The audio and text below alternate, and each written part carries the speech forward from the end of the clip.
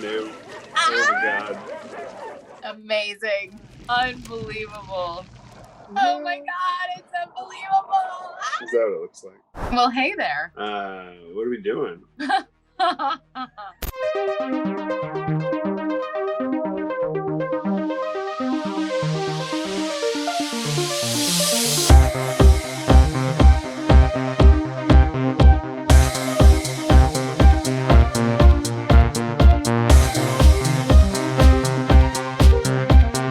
Well, my name is Friedel. I'm Edward.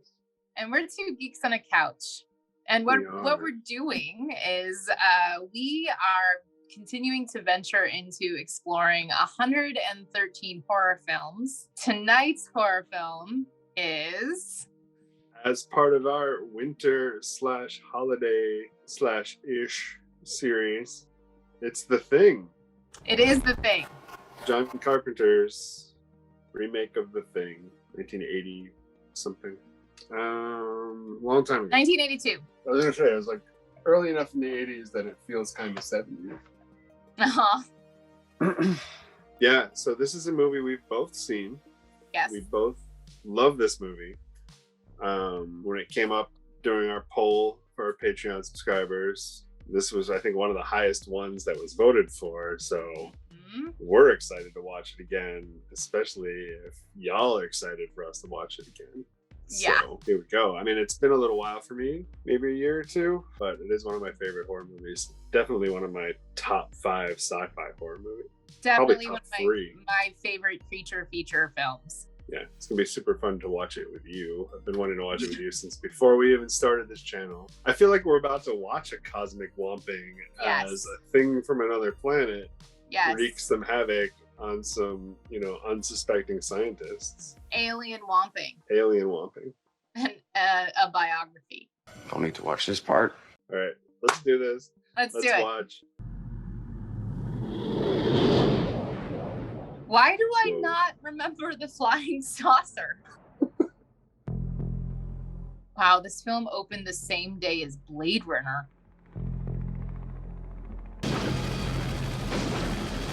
That dog is like, you're a terrible shot. Checkmate. Checkmate.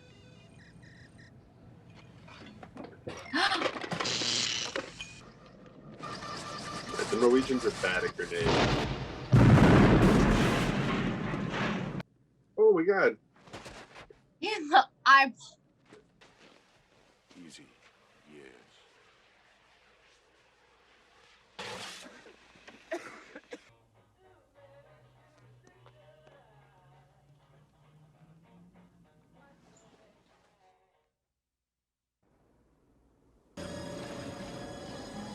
Can't get over that hat. Yeah. That hat is something. Not Swedish, Mac the Norwegian. Jack Torrance was here.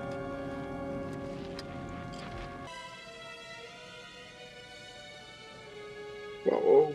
On this. Amazing. Yeah. So amazing. The makeup artist was only 22 years old when he began working on this project. Brilliant. It's just so brilliant. Yeah, that's terrifying. Terrifying. Yep. Look at that joint. Where is he getting his supply in Antarctica? Lighter. Yeah, for real.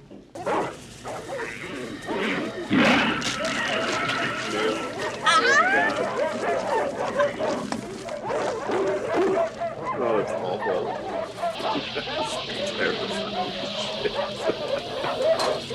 Would you like a nice shot of no in your face? I see your bullets. I already see these 2 things.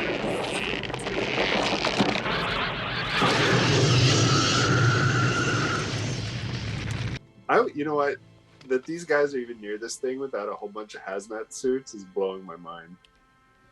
Oh, amazing. Yeah. Hour and a half, maybe. The suspicion and the paranoia begins to set in. Gets thrown out or crawls out and it ends up freezing in the ice. I just cannot believe any of this voodoo bullshit. Giles. Cell intruder, cell dog. Very sophisticated. I used to have this game for Atari 2600.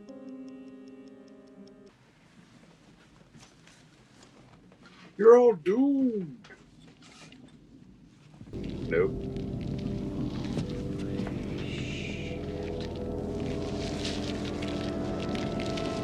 Okay. Go get the dog. Amazing. Whoa.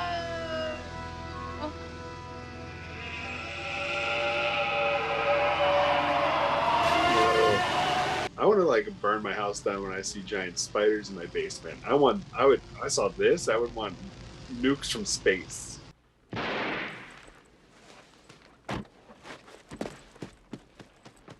All of this is super not great. Oh! Oh!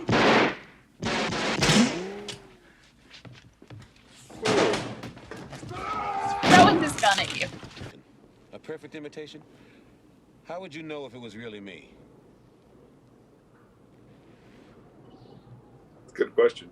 This is really great. A tradition in British Antarctic research stations is to watch The Thing as part of their midwinter feast and celebration held every June 21st.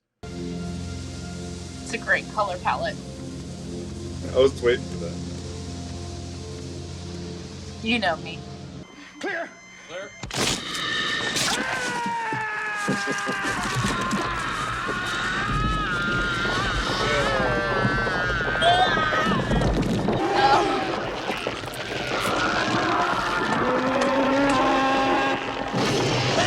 Unbelievable.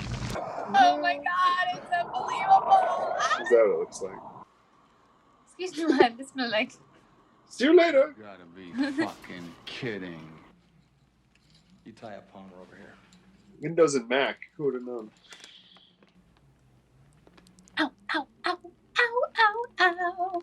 We'll do you last. Get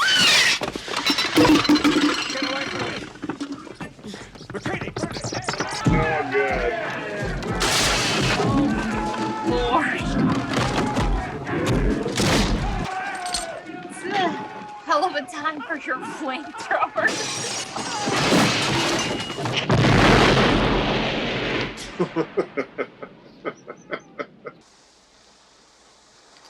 Yes, Blair's been building a spaceship.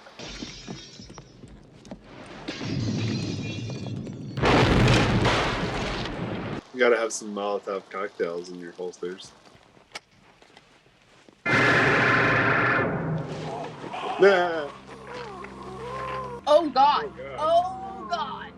Oh no! Oh God! I forgot about this part.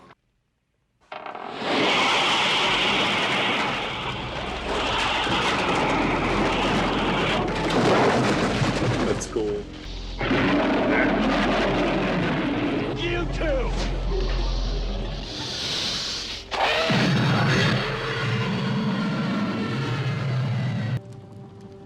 At least he still has his hat. Appreciate they're all sort of resigned to their fate. Yes. The Thing. The Thing. Again, your shirt is appropriate for the events of this movie. Kill it with fire! Everyone flee! Alright, how you feeling? How many times have you seen this now? This is only my second time. The first time I saw this film was, I believe, I want to say right around the onset of the pandemic. Oh, so like fairly recently. Okay. Fairly recently. Yeah, I had never seen it. I had actually never even heard of it as like, I knew that it had been, like when I think of The Thing, I think of Swamp Thing after watching Aliens, because Aliens is something that I had watched and really loved as a creature feature primarily, and also a creature feature that's about space. My partner suggested like, oh, we should watch The Thing. And so he was not incorrect. They were not incorrect. yeah, we watched The Thing together and I loved it. I thought that the physical effects and the way that the alien was brought to life was really, really brilliant. It's one of my favorite creature concepts. I love the idea of the mimicry within one of the primary trait that is so terrifying about the thing, because whether or not John Carpenter did this in a conscious way, but for me it really illuminates one of the things about Western culture, and particularly about masculinity, that feels really terrifying, which is about the loss of individual identity. Say more. So within Western culture, hyper-individualism is really prized. The individual is the thing that is like, especially the exceptional individual is a thing that is highly prized. To be a differentiated individual away from the pack, to be the alpha male, to like... Interesting. Because everyone mostly just acts like everyone else, though. Do you mean in this film? No, just in society. Absolutely. We live in a society. Yes, I was about to be like, but it's the illusion of individuality. Got it. Yeah, right. But within this particular film, individuality is closely tied to manhood. And we see them struggling around the loss of their manhood as one of the primary sort of modalities of their fear and terror, right? Like, it keeps within the script, there are these little, like, for me, these really beautiful, subtle moments of like, when they first encounter the thing or a version of the thing, someone asks, is that a man? Yeah. Is that a man?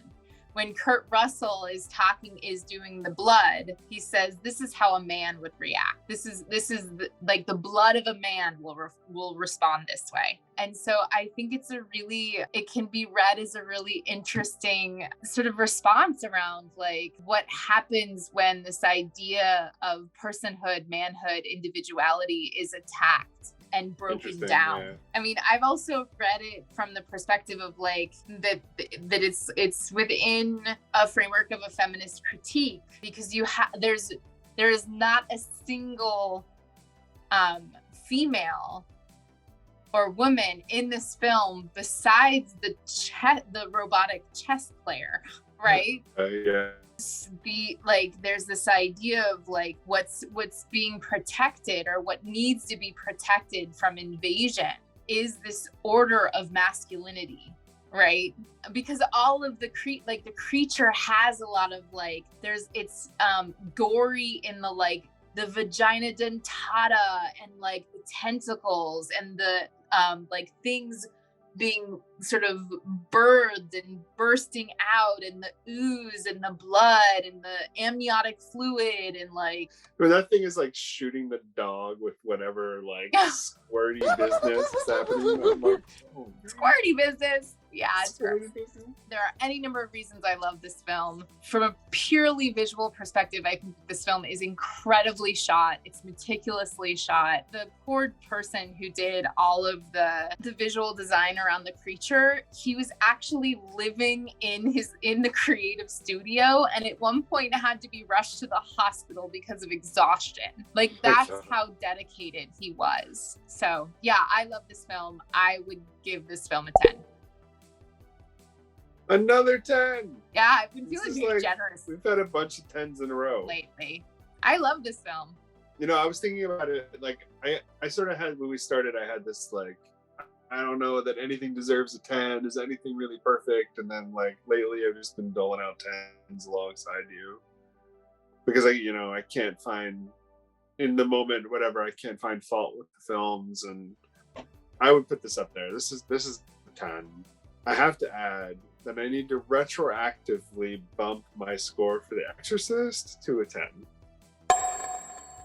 The first one.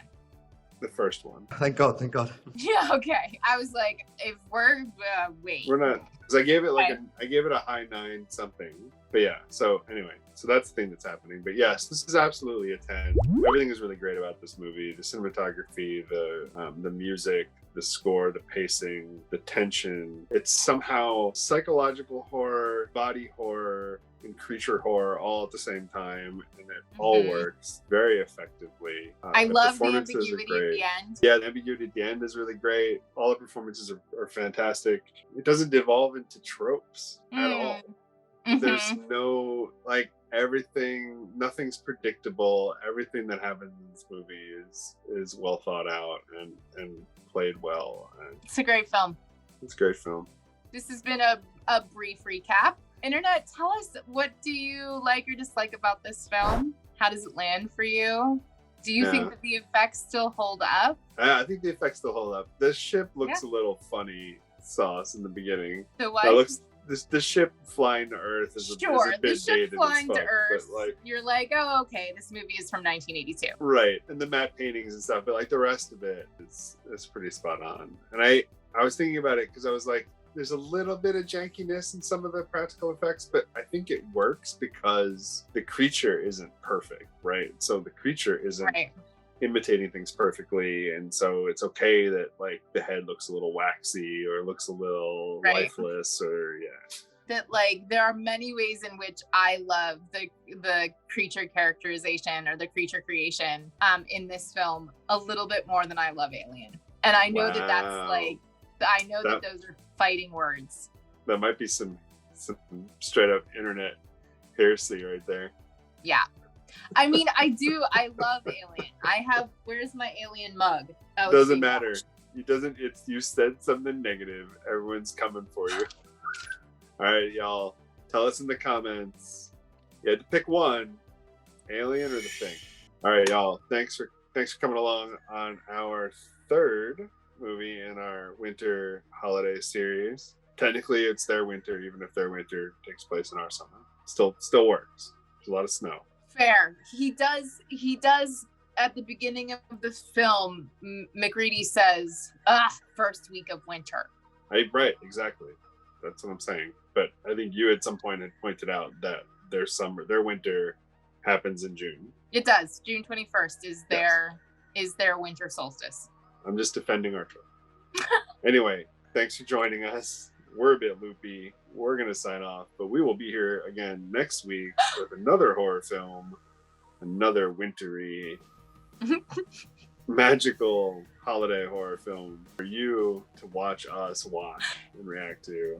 And if you're digging all of this and you're still here and you're still watching, thank you so much. Please consider subscribe if you haven't already. Please consider giving us a like and boop that notification bell. Go over to Patreon, check that out.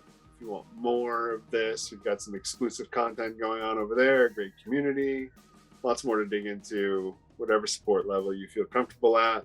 We really appreciate it. And yeah, we'll see you next week.